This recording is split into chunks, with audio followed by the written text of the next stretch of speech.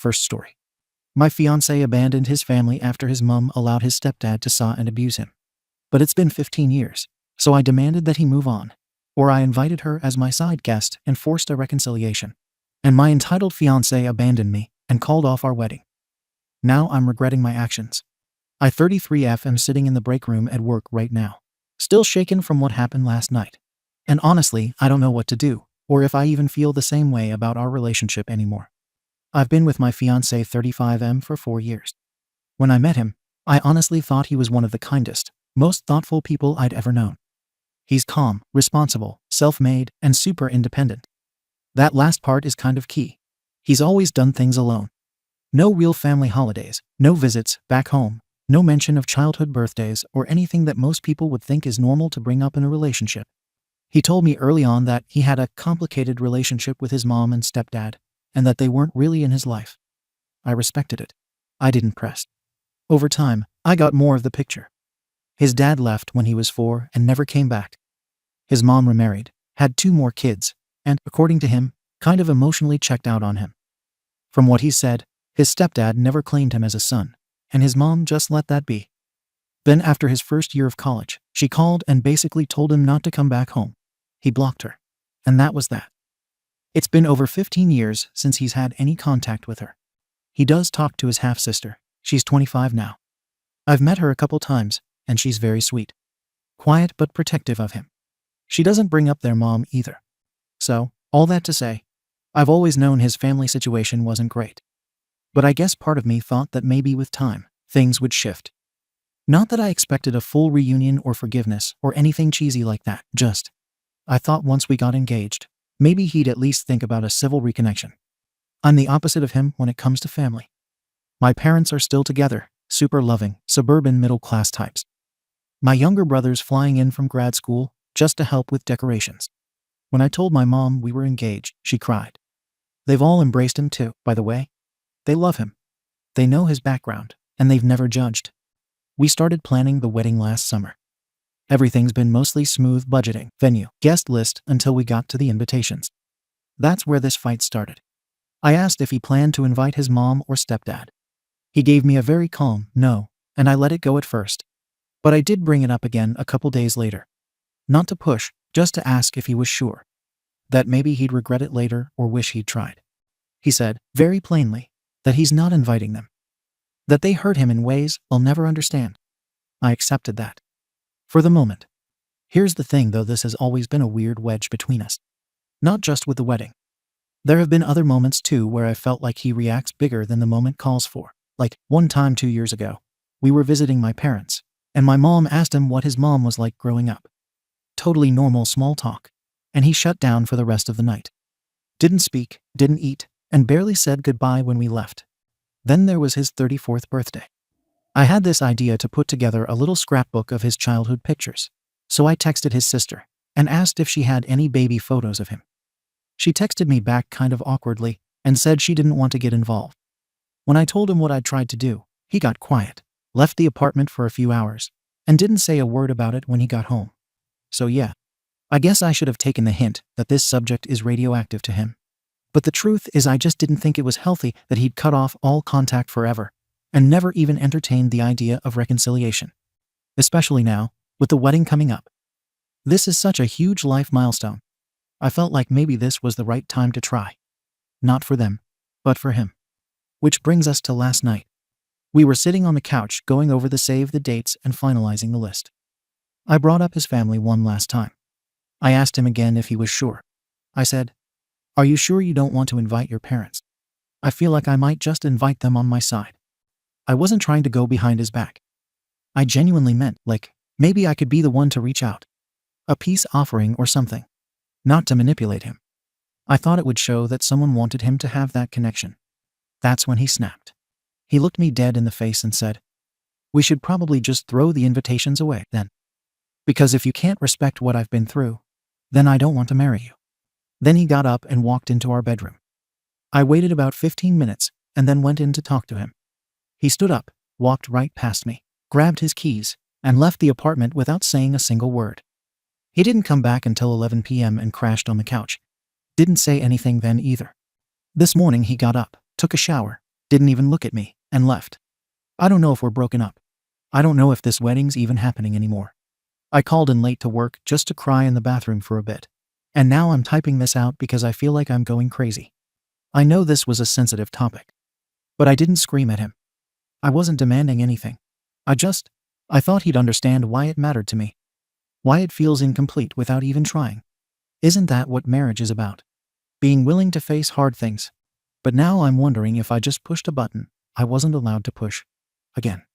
I get it, he was hurt by them. I've heard the stories, I've listened. But I also know he still keeps that hurt boxed up and never really talks about it unless I bring it up. Even then, it's just the facts, not how he feels about it.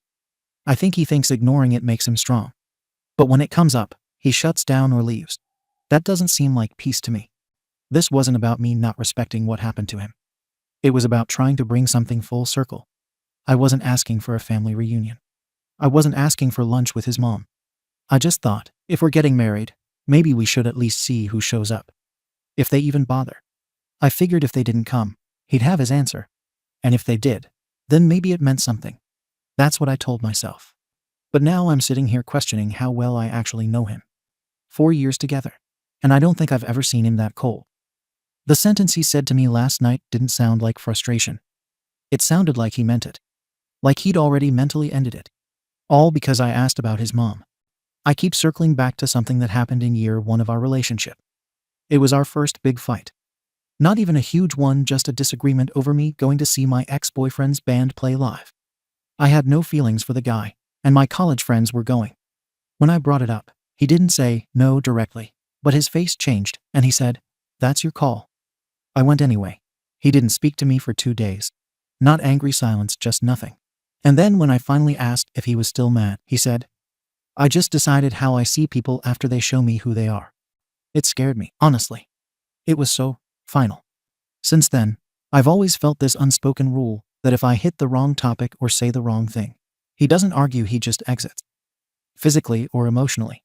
And now I'm starting to realize that this might be a pattern, not just a reaction to trauma. I don't want to paint him as some heartless guy. He's good to me most of the time. We laugh a lot. We support each other. And he's there when I need him financially, emotionally, all of it. But I don't think I understood how deep this cut runs until now. And I don't know if I can keep pretending that walking on tiptoes around this one subject is healthy. I'm also not some naive girl who doesn't get what childhood rejection feels like. I'm not saying I've lived his pain. But I do know what it's like to have someone you love pull away. My oldest brother struggled with addiction when I was in high school. My parents didn't kick him out, but they stopped enabling him. He didn't come to my high school graduation, or my college one, or my birthday dinners. But they always hoped he'd come back. My mom still texts him every month even though he hasn't replied in 3 years. And I guess that's why I felt like trying mattered. Even when the odds suck. Even when it hurts, you try. You try because you never know when someone's ready. I wasn't trying to save his family. I was trying to save him from carrying this alone for the rest of his life. But maybe he doesn't want that. I don't know where we stand right now. He hasn't answered any of my messages since this morning. His sister texted me, "Is everything okay?" around 4 p.m. So I assume he talked to her. I didn't know what to say back, so I just replied, "Rough night." I'm torn. Part of me feels like I was trying to be the bridge, and he just burned it down without even telling me why.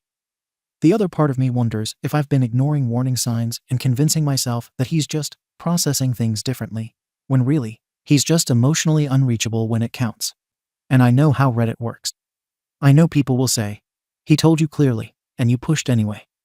But it wasn't like I was forcing an invite down his throat. I asked. I asked because I care. Because I want our marriage to be one where we at least try hard things instead of running from them. But maybe he sees effort as betrayal. I still don't know if we're broken up. I don't know if he'll be home tonight. I don't know if I'm supposed to cancel the catering tasting we scheduled for Saturday. I don't even know if I'll ever get a real conversation about this, or just silence until it all falls apart quietly. So Reddit, am I the aita for wanting to invite my fiancé's estranged family to our wedding, even after he told me no? I really need honest answers because I can't tell anymore if I pushed too hard or if I've been pushing nothing but silence for 4 years. Comments. Comment 1. I might be reading between the lines too much, but this doesn't sound like a single argument gone wrong. It sounds like you've always been uneasy with how he's closed that door. And he's always been uneasy with how much you want it open. The wedding just forced the issue into the open. Something that stood out to me is how you describe his reactions. Not explosive, not dramatic, just gone. That's a coping style people learn when arguing never changed anything in the past. If growing up meant being ignored or dismissed, disappearing becomes self-protection. It isn't kind to a partner, but it makes sense. On your side, you seem genuinely distressed by the idea of entering a marriage where one part of his life is permanently sealed off. That's a valid fear. Marriage isn't just love. It's a shared narrative. And right now, there's a chapter you're not allowed to touch. Were you clumsy? Yeah. Did you push at the wrong moment? Probably. But this didn't blow up because you asked a question, it blew up because neither of you has reconciled what this marriage actually looks like long term. Before worrying about who's the arsehole, I'd be more worried about whether either of you feels safe having hard conversations with the other. That matters way more than who's on a guest list. Comment 2. I might invite them on my side. That line changes the entire tone of this situation. Even if you didn't mean it as a threat or power move, it probably landed like one. To him, that likely sounded like his history could be overridden because you felt morally right about it. From his perspective, his mother told him not to come home. That kind of rejection doesn't fade. It calcifies. People who live through that don't romanticize reconciliation. They survive by cutting off the source of pain. So when you keep returning to it, it probably feels like you're minimizing something that shaped his entire adulthood. At the same time, I don't think he's handling this well either. The disappearing act, the emotional frost, the maybe we shouldn't get married bomb, those are nuclear responses. They suggest he doesn't know how to sit in discomfort with a partner.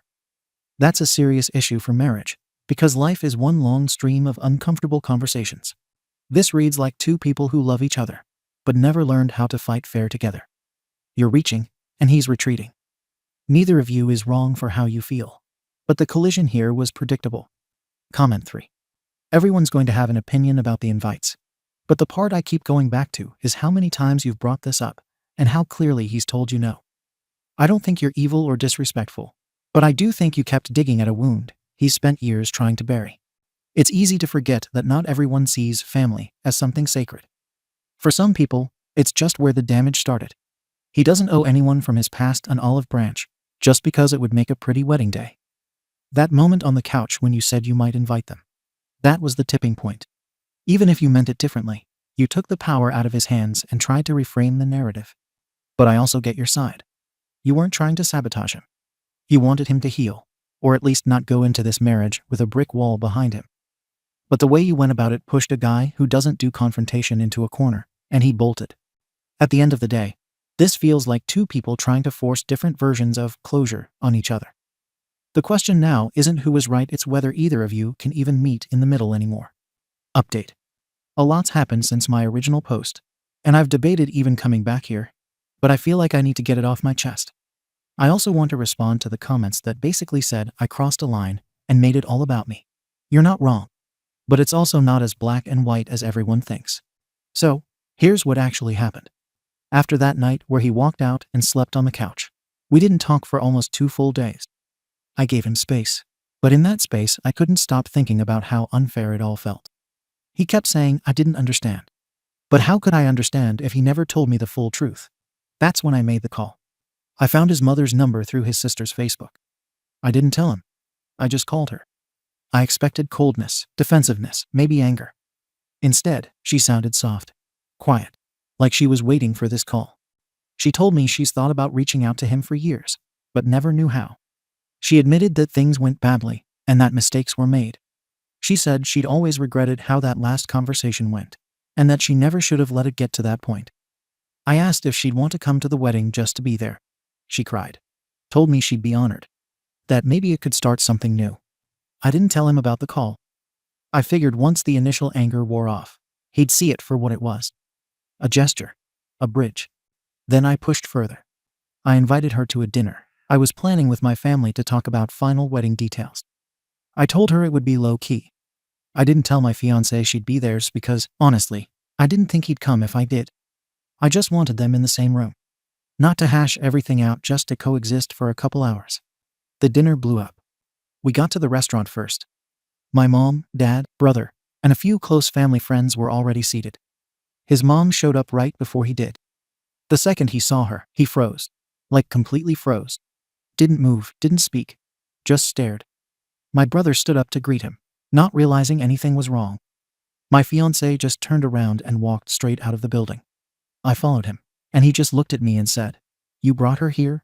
I told him she wanted to be there. That maybe this could be healing. He said, "I told you I didn't want her near me." Then he got in his car and left. That night, I came home to find all his stuff gone. Not just a bag, everything. Clothes, tools, toiletries, his laptop, even the cooking knives he bought. Gone. I called his sister. No answer. I texted. No reply. I called his work the next day and was told he'd taken a personal leave. So I was completely in the dark for a full week. And then the email came. He sent me a 4-page email breaking down everything. Every lie I never knew I told. Every wound I peeled open. And the truth I never knew, because he didn't trust me enough to share it. He told me the falling out with his mother wasn't a falling out. It was the aftermath of years of physical and sexual abuse at the hands of his stepfather. His mother knew. She ignored it.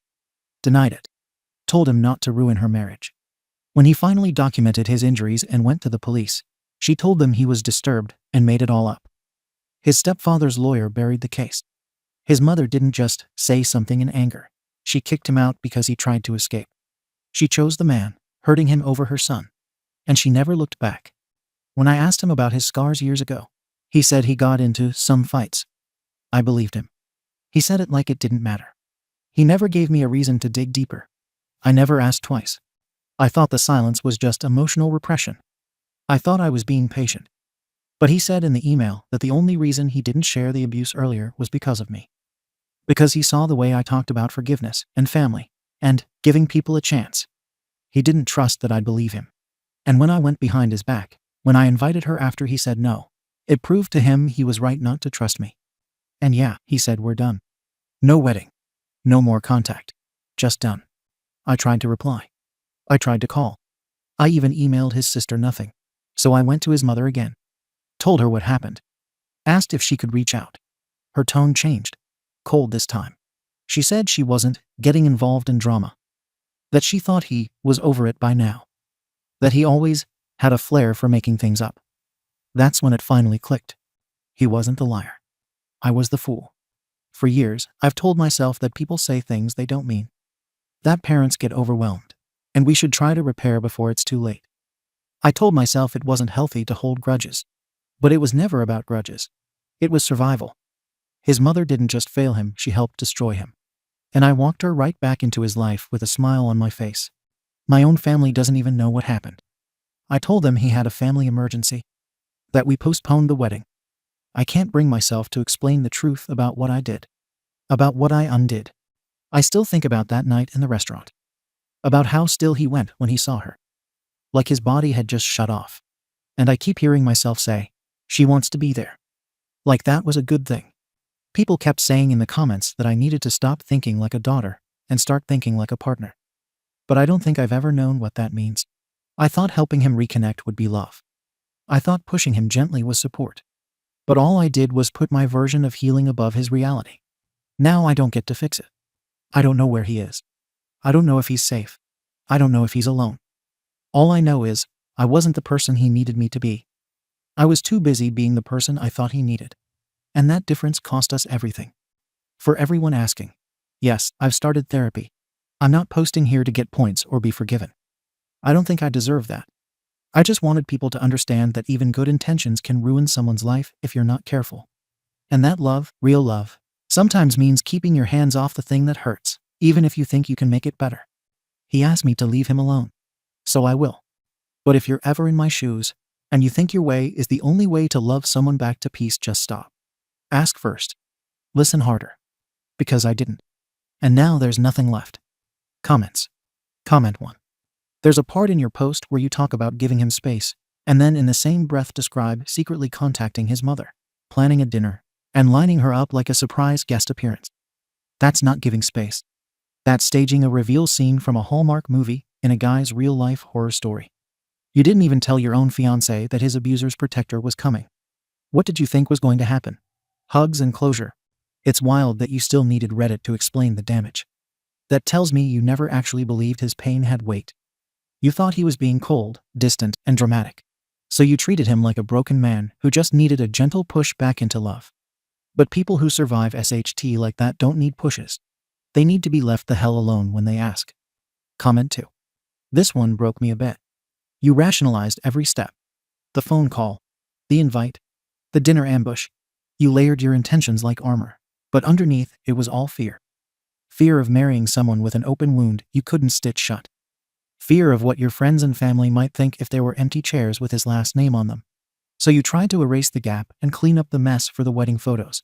He didn't need a savior. He needed a witness. Someone willing to sit with the ugly truth.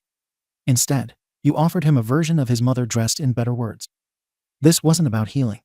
It was control, disguised as care. And the silence you're sitting in now. That's the sound of someone finally choosing his peace. Comment 3. Jesus Christ. I had to walk away from my screen after reading the part about the dinner. You blindsided him. I don't know how else to put it.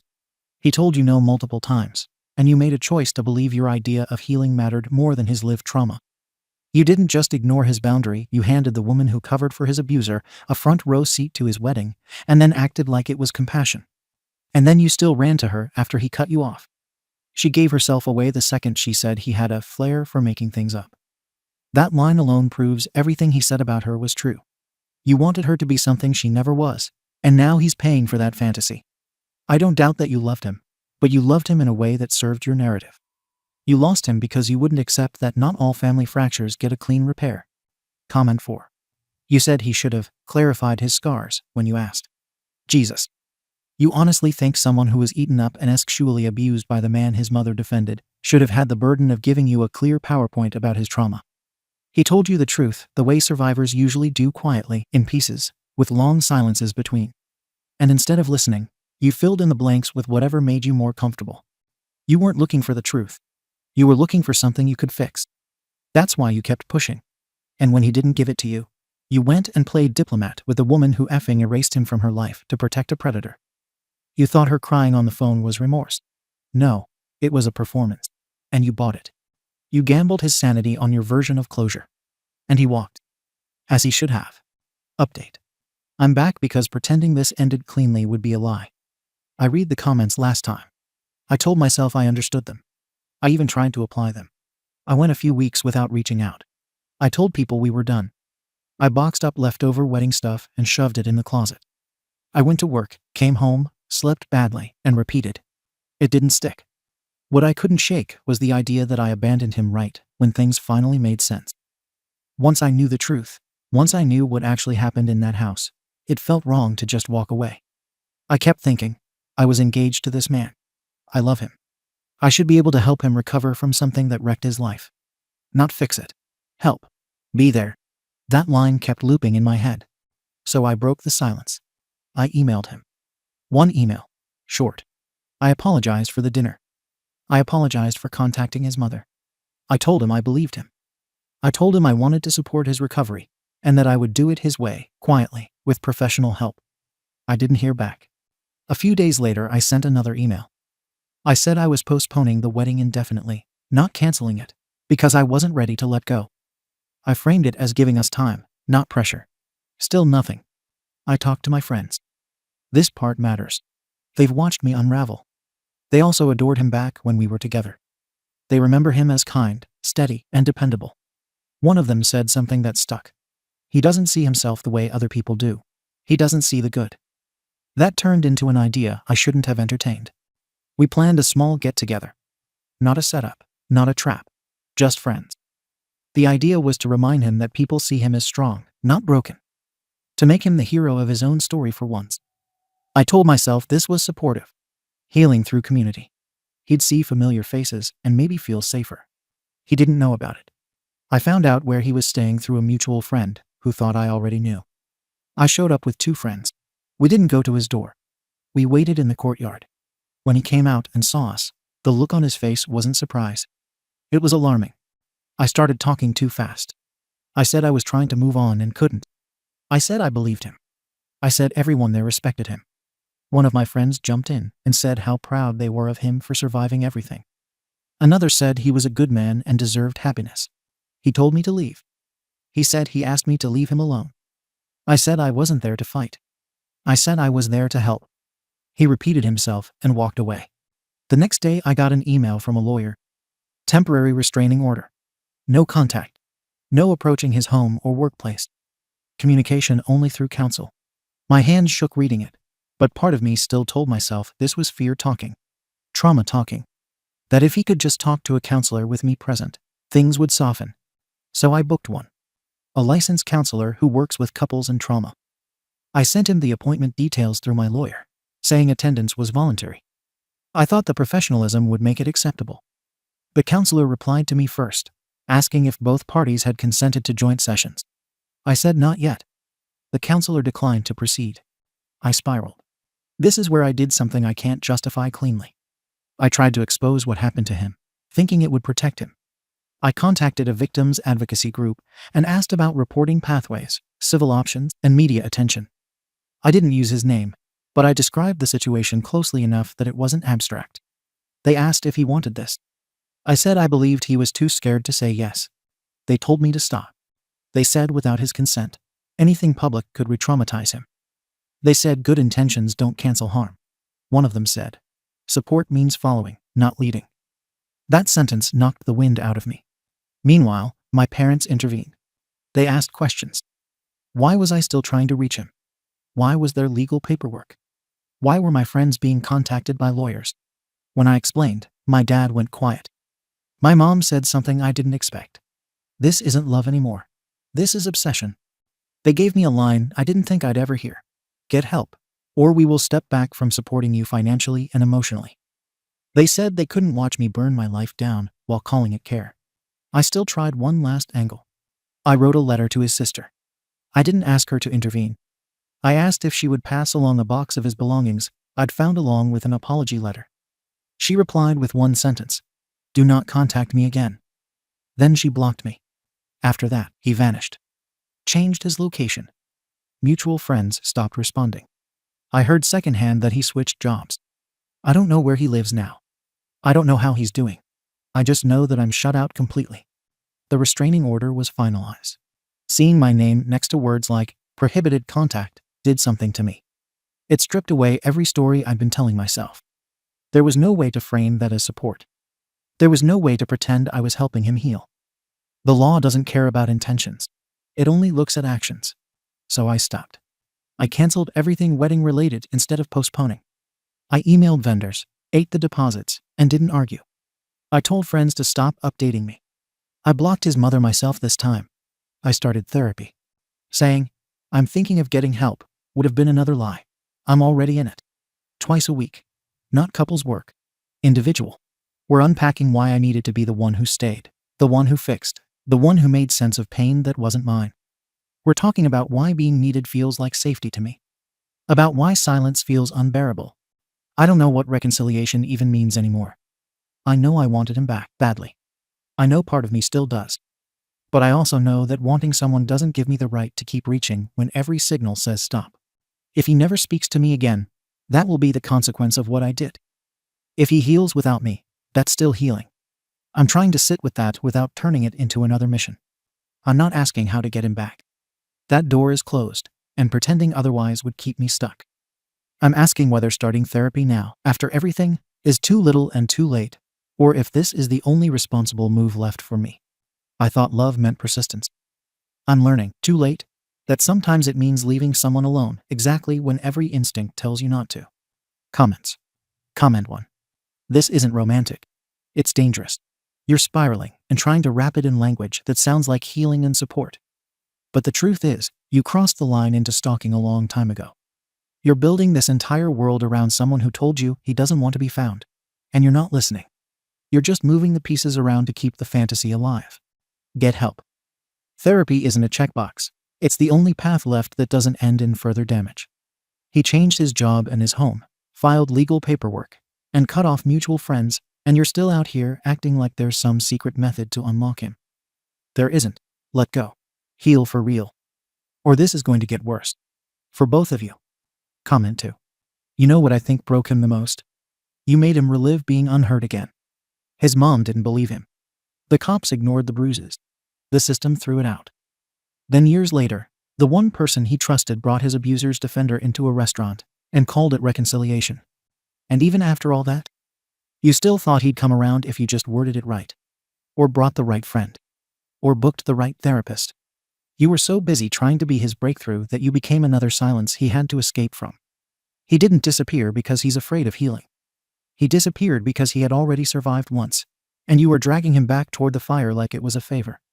Comment 3. It's haunting how much you intellectualized everything. Like you were writing a case study instead of living a breakup. You dissected his trauma, categorized your actions, consulted professionals, dragged mutuals in, and still missed the most obvious thing. He didn't want you involved. Full stop. It wasn't unclear. It wasn't cryptic. He said no, and you rerouted it into 100 new moves, all justified under support. The most disturbing part. You kept escalating after knowing about the abuse. That should have been your red light. Instead, you doubled down and dragged your friends into it like witnesses to a play you were producing. There's a reason people don't want to help you anymore. It's because none of this has ever really been about him. Comment 4.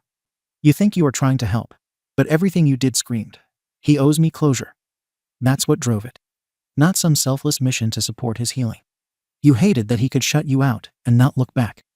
You hated being cut off without a final scene, so you manufactured one over and over until it ended in legal action. People who love quietly don't email lawyers and stage friend interventions. They grieve. They hurt. They move on. You turned your grief into strategy. You kept calling it love, but your version of love required him to engage with you on your terms, no matter the cost to him. That's not caring. That's entitlement dressed up as devotion. Update. It's been a little over a year since I last posted. I waited on purpose. I didn't want to come back in the middle of another mess and pretend I'd learned something just because time passed. I wanted to be able to say I changed. I don't know if I can say that cleanly, but I can at least say what actually happened. I stayed in therapy. Consistently. Same therapist. Twice a week at first, then once a week. I didn't quit when it got uncomfortable. I didn't switch therapists until someone told me what I wanted to hear. My parents followed through on what they said back. Then they stepped back financially and emotionally until I stayed in it. That scared me enough to stop spiraling in obvious ways. What therapy did give me was language. Not wisdom. Not restraint. Language. Early on, my therapist suggested group work. People who loved partners with deep trauma and lost them because they tried to help the wrong way. I joined. I listened. I told my story. People nodded. People told me they saw themselves in me. That felt good in a way that should have worried me more than it did. One night, someone in the group mentioned a Reddit post that sounded eerily similar to my situation. I didn't ask for the link. I found it anyway. It wasn't him. But reading strangers talk about someone like him triggered something familiar. I replied anonymously. Not naming names. Not correcting facts. Just reframing. Talking about what it's like to love someone who disappears. I told myself it was harmless. That no one would connect it. Later I found out one of the mutual friends lurked there and recognized the details. They didn't message me. They messaged him. That was the first time his lawyer sent a warning instead of filing something.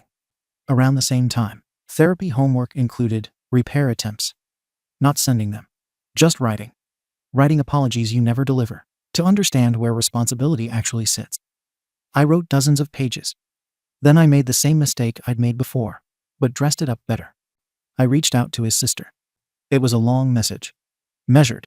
Acknowledging harm without minimizing it. I said I wasn't asking her to fix anything.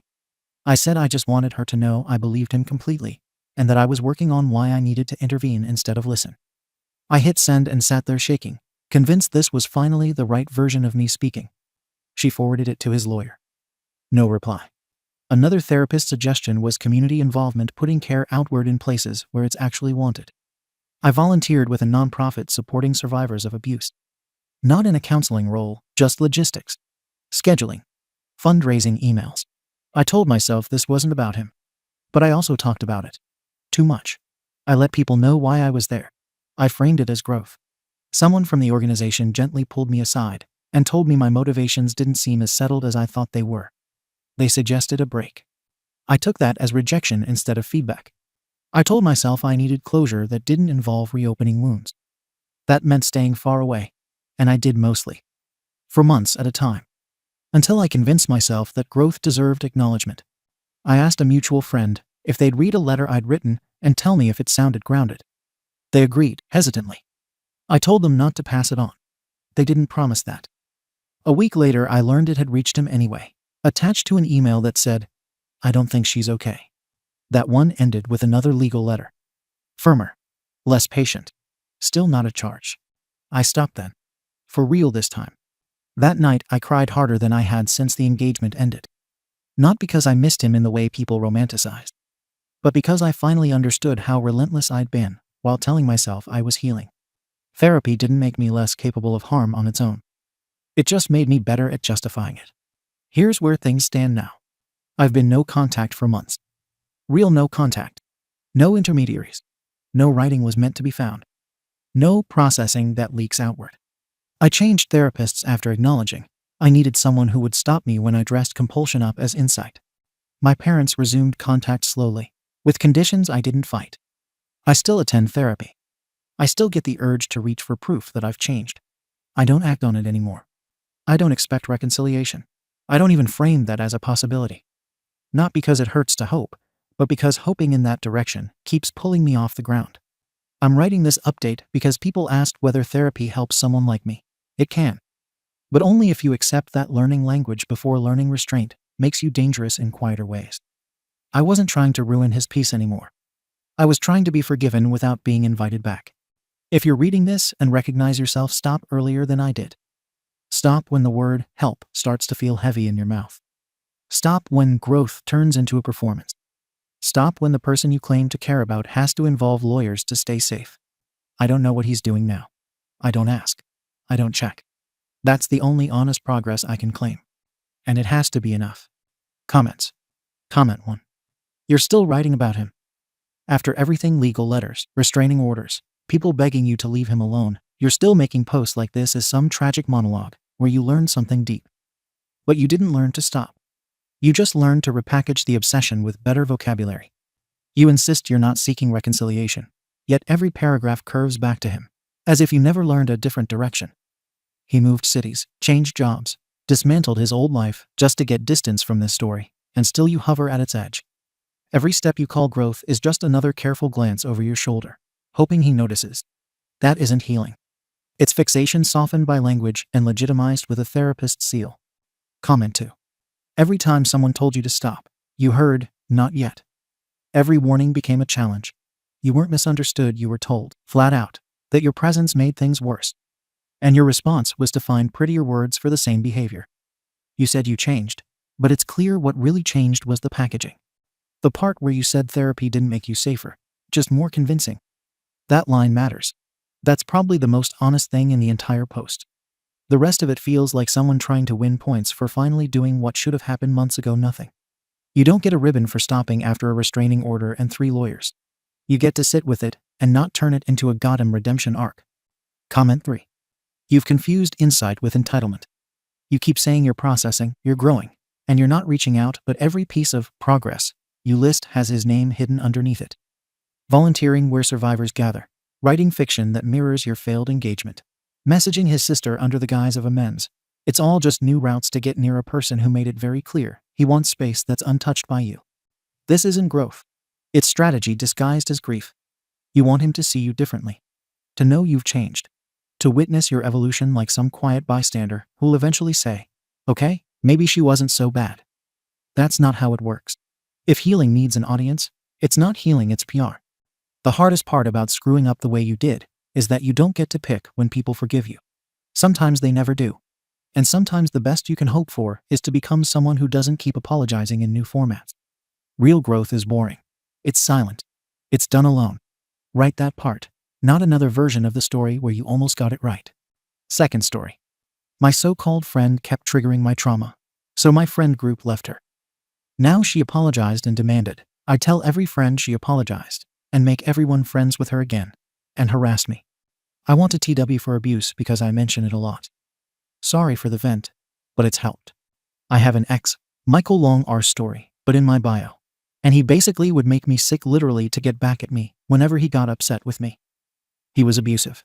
I can see and say that now. It was a horrible time, honestly, and I can't hate him enough. About a year ago, he was nonstop stalking me. I had to harass the police and turn on my phone camera to record coming and going everywhere. I had friends on alert on top, and my head was on a effing swivel. We put together hours of footage, and I found a lawyer willing to take my case. And it was with his help that I finally got a restraining order. I moved in with some girls I knew through friends who needed a roommate and sold almost everything I owned to afford the move so quickly.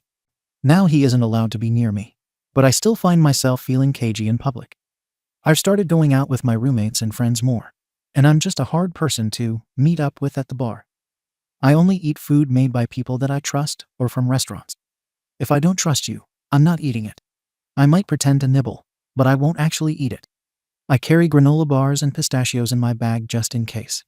It makes me feel isolated and sad, but I can have panic attacks trying to push too far out of my comfort zone.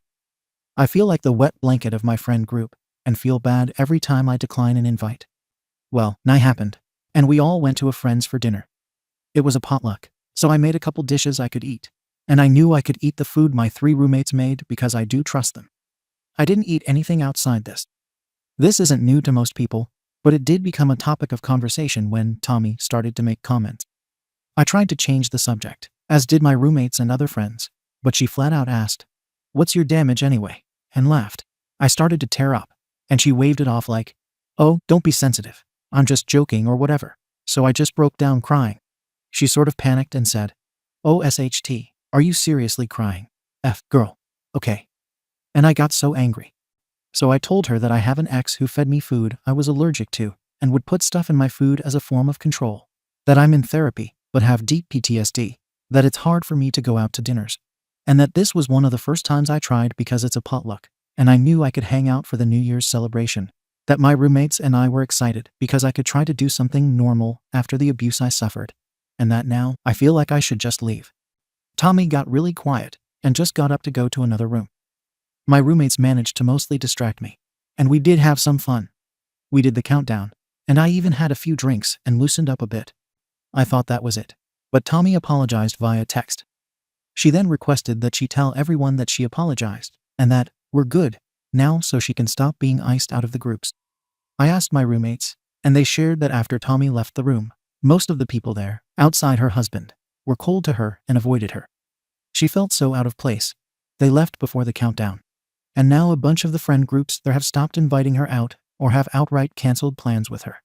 Tommy was practically begging me to tell everyone that we're all good now, and I won't be doing that. She did apologize, and I accept that apology, but I won't lie and say we're good. I dealt with a lot of isolation after I left my home church and went agnostic, so I know how hurtful and damaging it can be. But I can't lie and say we're good.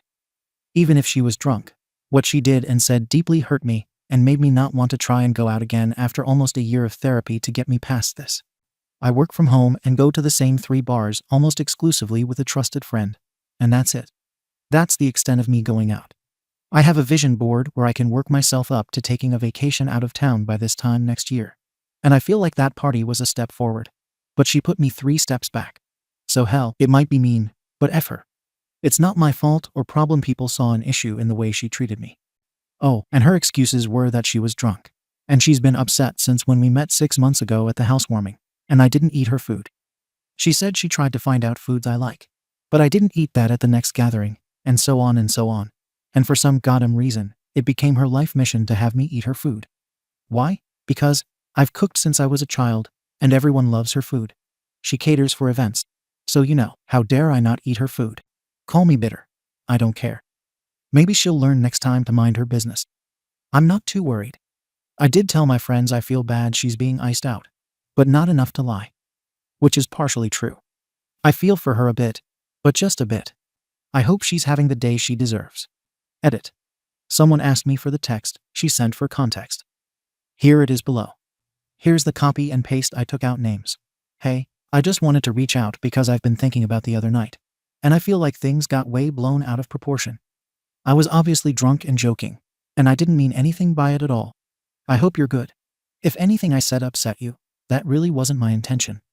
I honestly didn't know you were still so sensitive about stuff like that. And if I had known you were going to take it like that, I wouldn't have joked around like that. Lol, girl, those margaritas were strong. Her husband said I had, 6 by that point. Holy SHT, right? Elmow. I mean, I like to cook. I used to cook for the fam growing up. And I mean, her husband and I met at friend's house. It's just that I cook for everyone. It's my love language. I know you get it because you cook all the time. I tried to find out what you like, and you won't even eat that. It's just that it's my contribution. And you seem to eat everyone else's food. And I guess it's my bad to take that personally, but, you know? Anyway, you're probably asleep. Sorry to bother you. I just feel really bad because people are acting super weird with me now. And I'm basically being sort of cold-shouldered by everyone, which feels unfair. But I know you get it. I've always tried to be welcoming and inclusive. So this whole situation is really hurtful for me. And this is really getting to her husband. And y'all are close. So I don't want this to blow up any more than it needs to. Right. Can you please just tell everyone that we talked? And that we're good now? I don't want this to turn into a whole thing when it doesn't need to be. I feel like clearing that up would really help smooth things over. And we can laugh about it next week at Friends. Anyway, I hope you're feeling better today. Let me know. Sorry she broke up some of this by sending in chunks. But I couldn't figure out images on here and taking out identifiable info. She sent more stuff after a while in a chat with one of my roommates and me. But there's a lot of back and forth and a lot of work to transcribe right now. Comments by OP. If asked, I won't lie. She said she was sorry, and I accepted. But I don't want any further contact with her. In the past, when we were newer to each other, I just said that my criteria was too specific to explain in a short amount of time. She's cornered me before, and once it stressed me out, and I just asked her to leave it alone because it's a sore topic. But she kept pressing, and I cried. She got my roommate, and he took me home. She never apologized for that, or even inquired if I was okay, which I didn't care that much about back then. But when she asked what foods I like, I explicitly said I was uncomfortable and asked she not make me anything. But at the next party, she sought me out to say she made something just for me and got upset when I didn't eat it. I'm just done with her pushiness. Just leave me alone. I used to think we could be friends, but now I just plan to ignore her if I can and be basically polite if I need to interact with her. Her husband is in the friend group, and she sometimes comes to the gatherings. I usually stick to my roommates and my trusted friends. She asked about my damage, I think because she keeps asking why I'm so shy, and I told her that I have anxiety, and she just said, me too. What's your point? Then something about everyone having damage. It's just the language she uses, I guess. I don't like being singled out. I was literally just minding my business. She never cares if it's upsetting, and it's been months of this type of behavior. And this is the first apology. But of course, it's because something affects her now. Talking about it IRL is still hard for me. I guess I just spilled it all out to her, and everyone else, which mortified me because she had been hounding me for months. And this was the last straw for me.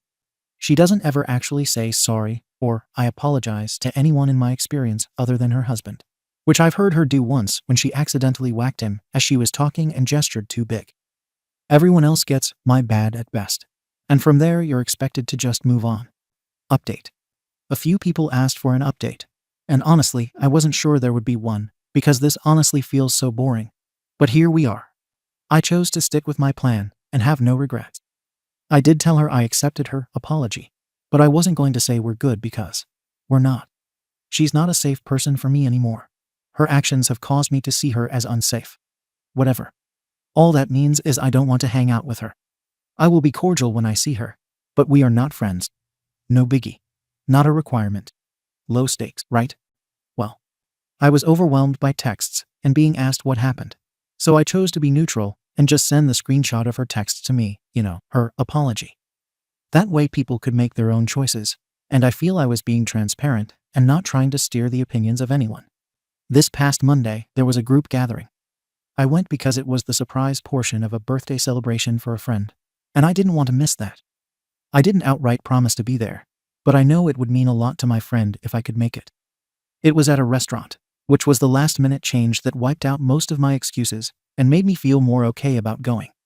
I figured I could stay for a bit, give my gift, and leave if one needed early. I met up with my roomies ahead of time, and we spent time together before everyone else arrived, which also was special in and of itself. Tommy was there. She and Wyatt were among the first to arrive. She brought cookies. Most people politely took one. My roommates all declined, which immediately made the vibe weird. I mean, you could visibly see Tommy get upset. When she got to me, she looked at me, said in a snippy tone, "Of course not," and moved on to the next table without waiting for a response. That started up some tension with my roommates, who were clearly annoyed on my behalf. But I asked them to please calm down and not make a scene. This isn't the time or place, and I really don't care enough for all the drama. They did keep calmish, but they also stuck close to me the entire party, which I appreciated more than I can say. I managed to stay for the majority of the party and got to talk to new and old friends. It was one of the most normal nights I've had in a very long time. When the birthday boy, Jake, opened my gift, part of it included a dish he's loved for years and had specifically asked me to make for his birthday. He was genuinely excited and thanked me a bunch, which was sweet. But it was also the moment when Tommy suddenly made this sound. It was almost a gasp sort of sound, and we looked at her, and she looked like she was about to cry and rushed to the bathroom. Her husband, Wyatt, followed her, and they left pretty quickly after that. Later that night, in the group chat, Tommy apologized again. But this time it was more about how hard it is for her to feel unappreciated for her cooking and baking because it's her love language and she's not near her family. She talked about how cooking is how she shows love, how she learned from her Omi and grew up with German cuisine and diverse recipes, and how painful it is when that's not received the way she intends. She does this to share joy and connect with people. And since Wyatt is the friend, and she's just his +1, it is very important to her to connect with all of us. And this makes her feel shtty. There was more, but I muted the chat and didn't look at it again until today after work.